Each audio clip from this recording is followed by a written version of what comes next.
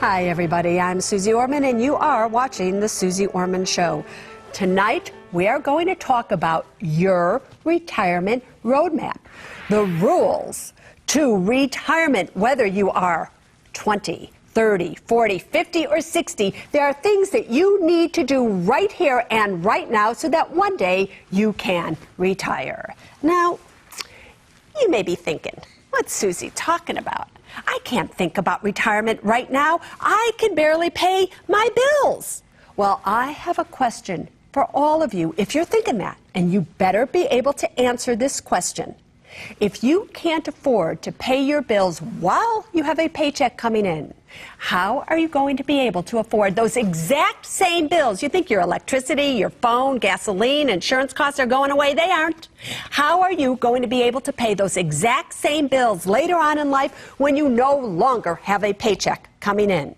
So whether you like it or not, you have got to start right here and right now to save for your retirement. So I'm going to be talking to you tonight about where should you be putting your pedal to the metal? Where do you really need to go for it?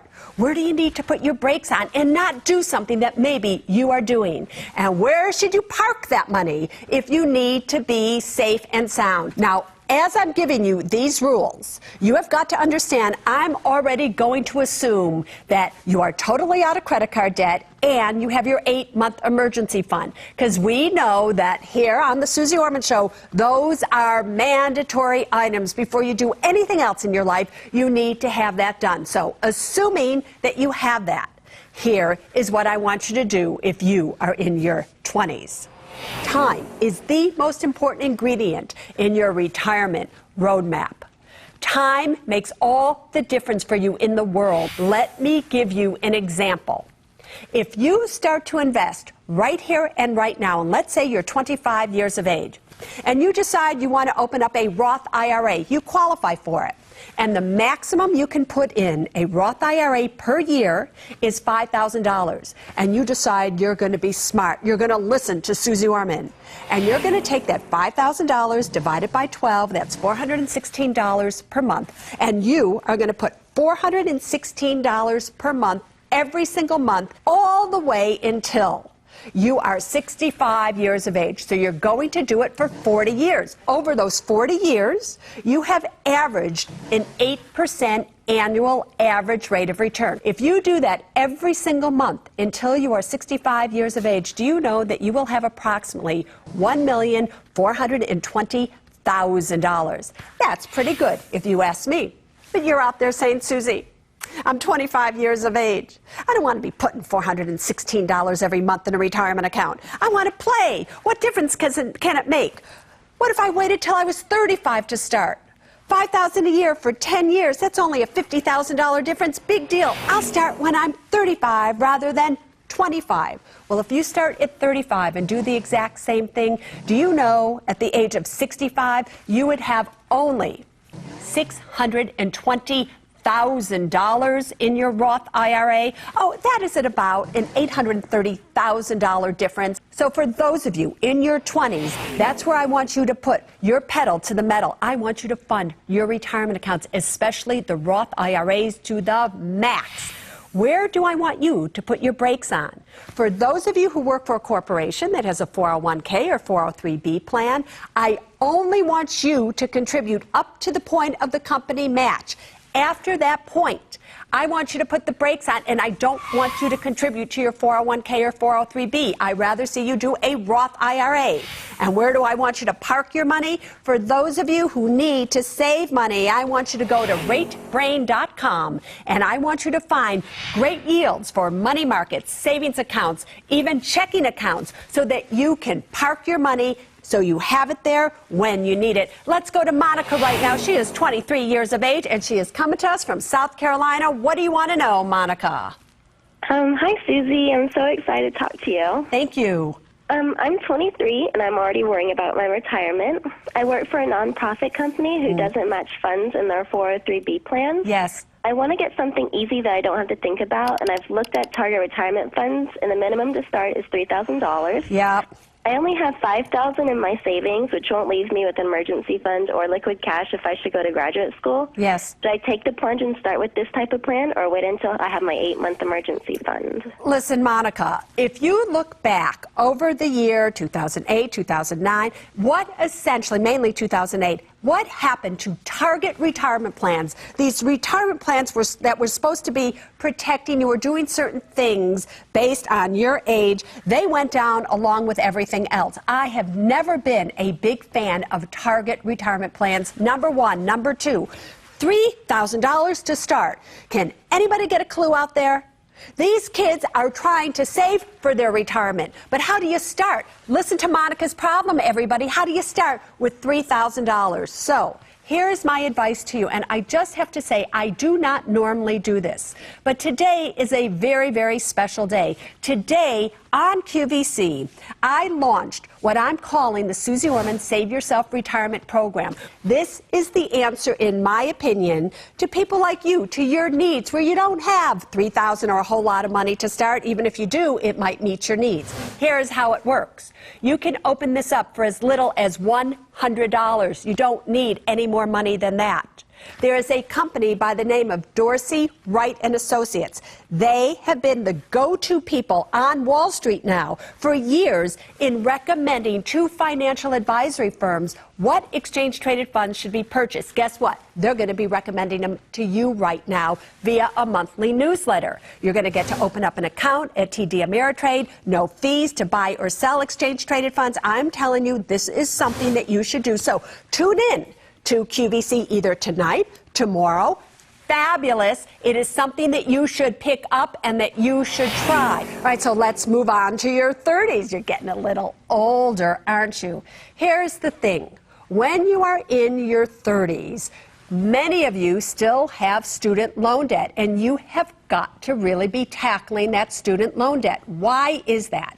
That is because I tell you this all the time. Student loan debt is a debt that's never going to go away. So I want you to make it your number one priority to get rid of that student loan debt. That is number one. Number two, I want you, if you don't have one already, I want you to seriously start thinking about saving enough money so that you can purchase a home that you can call your own.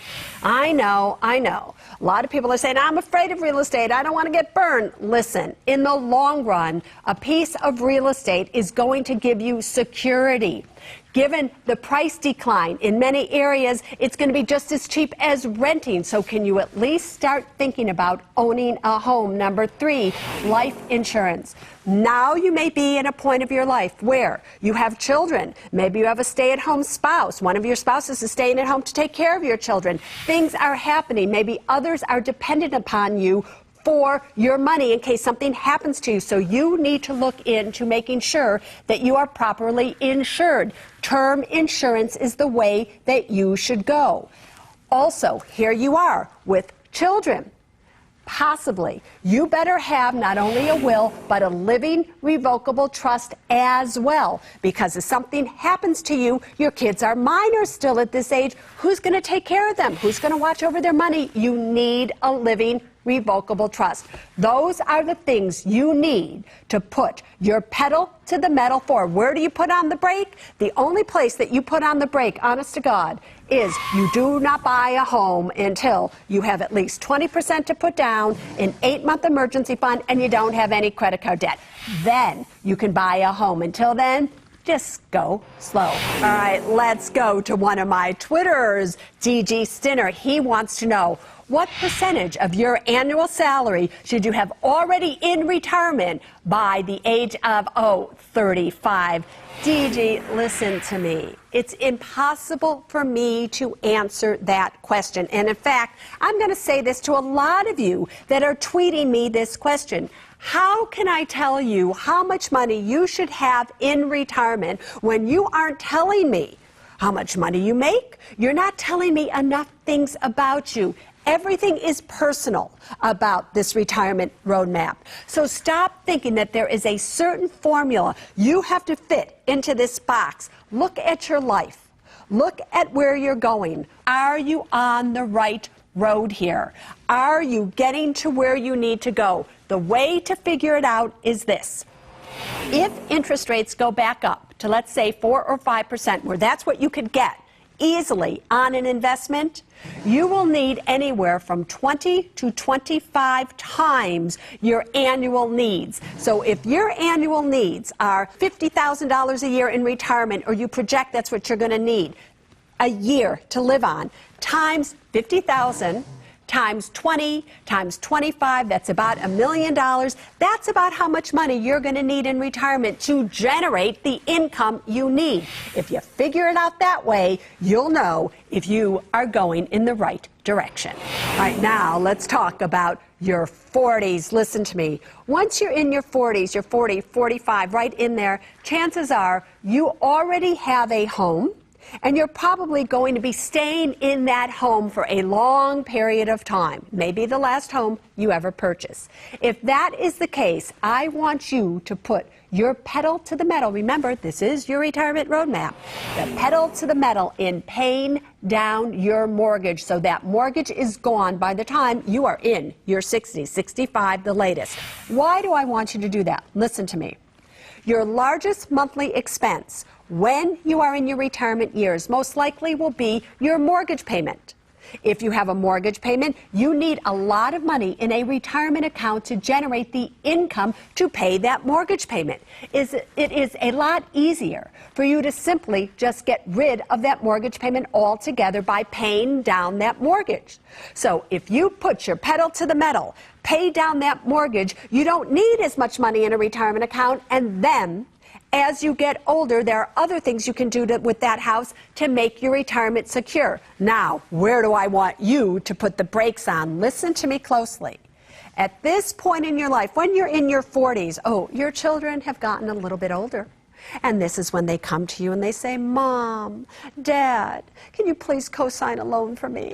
Oh, no, you won't. You are not going to be co-signing a loan for your children, for your brother, for your sister, for your friends, for anybody here. This is a danger point. Danger, danger. This can ruin your retirement. Because why? If they can't pay for it, you are responsible for that payment. And you can't afford an extra payment for something in retirement when you barely have enough money possibly to retire yourself. Therefore, you are going to put the brakes on big time and say no to anybody who asks you to co-sign a loan. All right, everybody, that was your 40s. We're going to go to break for a second here. Are you writing all this down? You better be writing this down. You need to know what I'm telling you here when we come back. I'm going to tell you about your 50s and 60s, so come on, you can't afford to miss this. If you took this pension and you died in a week, would Lois be able to survive on $1,200 per month with everything else you have? Oh, do you really need to think about that, Al? And later, in wanting something, ask me, can I afford it? We want to buy a travel trailer. All right, and you want to spend, let me see it, here we go. I see it now, $16,000 for a travel trailer. That's right. We're retired. We used to hike and fish. If we had a trailer, we could still get up to the lakes. I have to tell you, I've become fond of fishing.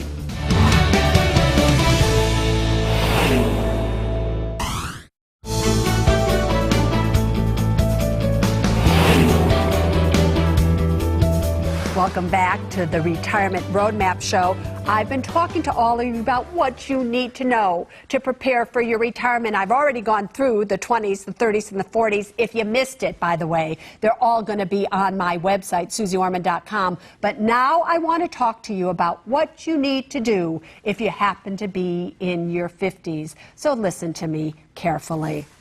This is the time in your life, believe it or not, where you have got to check, double check, be clear, crystal clear. You've got to make sure, because things have already now changed in your life. It is possible that you've gone from being married to divorced. It's possible you've gone from little kids to grown-up kids. It's even possible you've gone from liking your kids to not liking your kids so much, whatever it may be.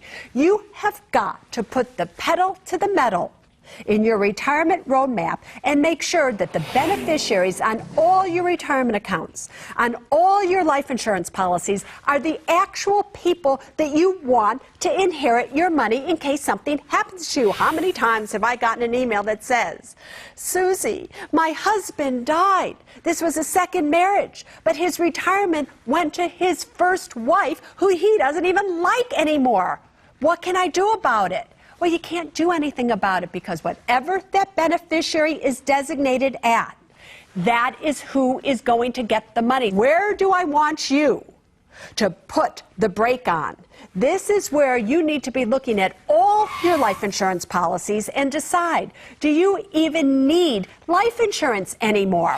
Possibly your children have gotten old enough that if something happens to you, they don't need life insurance. Hopefully you're at a stage of your life in your 50s here that if one of you happens to die, the other will be okay, financially speaking. So at least check that out as well. And where do I want you to start parking money? It's in your later 50s, right about 58 and 59, that I want you to all be looking into long-term care insurance. Those are the three things that you really need to start doing when you're in your 50s. And let's go to Wisconsin. We have Lois and Al, and they wrote in. In fact, Lois wrote in because here's their problem. They can't decide when to retire. Lois, tell me about it. The problem is that Al is turning 55 in March. We're getting close to making those decisions, and it's something that we argue about, banter about constantly. Anytime the subject comes up, we have not been able to come to an agreement on it.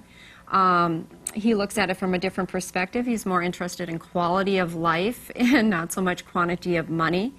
I've kind of crunched the numbers, and he'd like to retire actually by tomorrow if he could, and you know, I would love for him to be able to do that, but when I've done the math, I just don't feel that we've saved enough money for him to be able to do that. How much do you have in savings?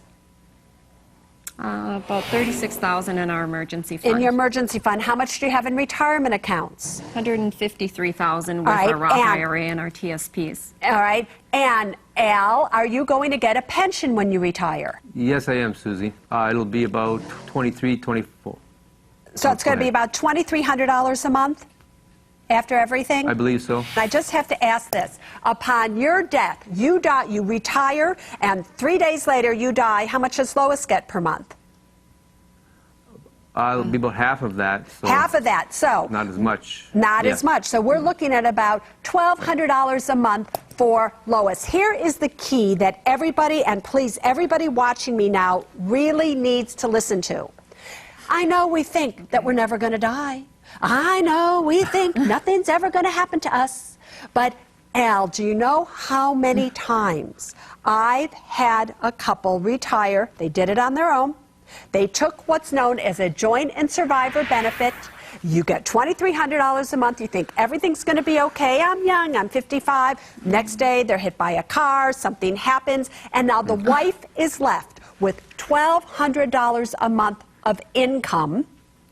And look at her expenses. So let me ask you this, Al. If you took this pension and you died in a week, would Lois be able to survive on $1,200 per month with everything else you have? Oh, do you really need to think about that, Al?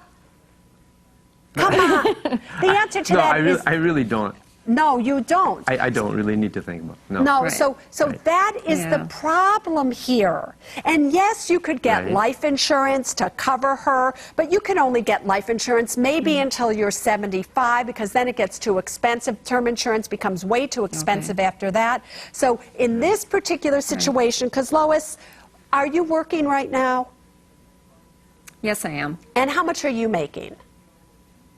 About $1,600 a month. All right, so you're $1,600 a month with what Al would be bringing in, maybe would just get you by. But Al, here is the thing that you have to understand. You are young. Okay. I know, listen to me, you're younger than me. I can talk to you like this, sir, right? You know, is that I'm 58, you are 55. Respect your elders here, Al. But no, but truthfully, here's the thing. Here's the thing you need to understand. All of us, we have at least, if we're healthy, 30 to 40 years left. Do you really think with 30 some odd $1,000 in savings, 100 some odd $1,000 in retirement, with inflation that's going to be exorbitant, if you ask me, over the years to pay for this deficit, that this is the time for you to be retiring, sir? I hate to say this to you, but you're not even really close.